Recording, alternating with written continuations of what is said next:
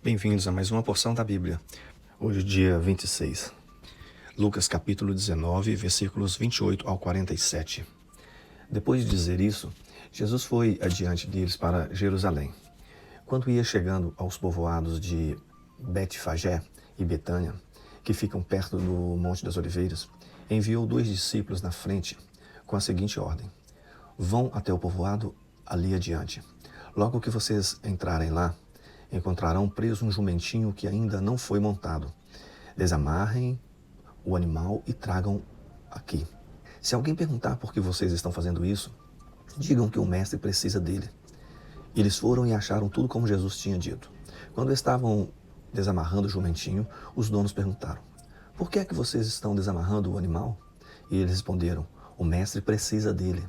Então eles levaram o jumentinho para Jesus, puseram as suas capas sobre o animal e ajudaram Jesus a montar.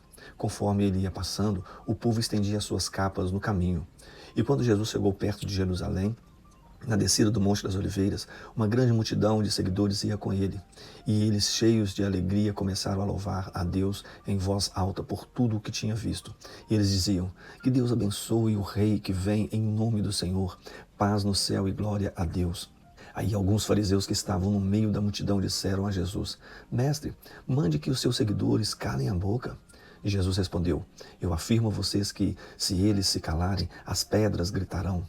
E quando Jesus chegou perto de Jerusalém e viu a cidade, chorou com pena dela e disse: ah, Jerusalém, se hoje mesmo você soubesse o que é preciso para conseguir a paz, mas agora você não pode ver isso, pois chegarão os dias em que os inimigos vão cercá-la com rampas de ataque e vão rodeá-la e apertá-la de todos os lados. Eles destruirão completamente você e todos os seus moradores. Não ficará uma pedra em cima da outra, porque você não reconheceu o tempo em que Deus veio para salvá-la. Jesus entrou no pátio do templo e começou a expulsar dali os vendedores. Ele lhes disse: nas Escrituras Sagradas está escrito que Deus disse o seguinte: a minha casa será a casa de oração, mas vocês a transformaram num esconderijo de ladrões.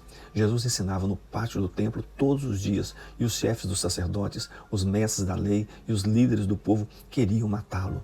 Mas não achavam jeito de fazer isso, pois todos o escutavam com muita atenção. Gênesis capítulo 34. Certa vez, Dina, a filha de Jacó e de Leia, foi fazer uma visita a algumas moças daquele lugar. Amor, o heveu, que era chefe daquela região, tinha um filho chamado Siquém. Este viu Dina, pegou-a e a forçou a ter relações com ela. E ele a achou tão atraente que se apaixonou por ela e procurou fazer com que ela o amasse. Depois disse ao seu pai: peça esta moça em casamento para mim. Jacó ficou sabendo que Siquém havia desonrado a sua filha Dina. Porém, como seus filhos estavam no campo com o gado, não disse nada até que eles voltassem para casa. Enquanto isso, Amor, o pai de Siquém, foi falar com Jacó. Quando os filhos de Jacó chegaram do campo e souberam do caso, ficaram indignados e furiosos, pois Siquém havia feito uma coisa vergonhosa em Israel, desonrado a filha de Jacó. Isto era uma coisa que não se devia fazer. Mas Amor lhes disse: o meu filho Siquém está apaixonado pela filha de vocês. Eu peço que vocês deixem que ela case com ele. Fiquemos parentes, nós casaremos com as filhas de vocês e vocês casarão com as nossas. Fiquem aqui com a gente, morando na nossa região. Comprem terras que quiserem e façam negócios por aqui. Depois, Siquém disse ao pai e aos irmãos de Dina: façam este favor para mim e eu lhes darei o que quiserem. Peçam os presentes que quiserem e digam o quanto querem que eu pague pela moça, mas deixe que ela case comigo. Como Siquém havia desonrado a irmã deles, os filhos de Jacó foram falsos na resposta que deram a ele e ao seu pai Amor. Eles disseram assim: não podemos deixar que a nossa irmã case com um homem que não tenha sido circuncidado, pois isso seria uma vergonha para nós. Só podemos aceitar com esta condição, que vocês fiquem como nós, quer dizer, que todos os seus homens sejam circuncidados. Aí sim, vocês poderão casar com as nossas filhas, e nós casaremos com as filhas de vocês. Nós viveremos no meio de vocês e seremos todos um povo só. Mas se vocês não aceitarem a nossa condição e não quiserem ser circuncidados, nós iremos embora e levaremos a nossa irmã. Amor e o seu filho Siquém concordaram com a condição. Sem perda de tempo, o moço foi circuncidado, pois estava apaixonado pela filha de Jacó. e Siquém era a pessoa mais respeitada na família do seu pai. Depois, Hamor e o seu filho Siquém foram até o portão da cidade, onde eram tratados os negócios, e disseram aos moradores da cidade: essa gente é amiga, vamos deixar que eles fiquem morando e negociando aqui, pois há terras que chegam para eles. Nós poderíamos casar com as filhas deles e eles poderão casar com as nossas. Mas eles só concordam em viver entre nós e se tornar um só povo com a gente se aceitarmos essa condição. Todos os nossos homens precisam ser circuncidados como eles são. E será que não ficaríamos com todo o gado deles e com tudo o que eles têm? É só aceitarmos a condição e eles ficarão morando entre nós. Todos os homens maiores de idade concordaram com Hamor e com o seu filho Siquém e foram circuncidados. 3 dias depois, quando os homens sentiam fortes dores, 2 filhos de Jacó, Simeão e Levi, irmão de Dina, pegaram as suas espadas, entraram na cidade sem ninguém notar e mataram todos os homens. E Hamor e Siquém também foram mortos. Em seguida, Simeão e Levi tiraram Dina da casa de Siquém e saíram. Depois da matança, os outros filhos de Jacó roubaram as coisas de valor que haviam na cidade para se vingar da desonra da sua irmã. Eles levaram as ovelhas e as cabras, o gado, os jumentos e tudo o que havia na cidade e no campo.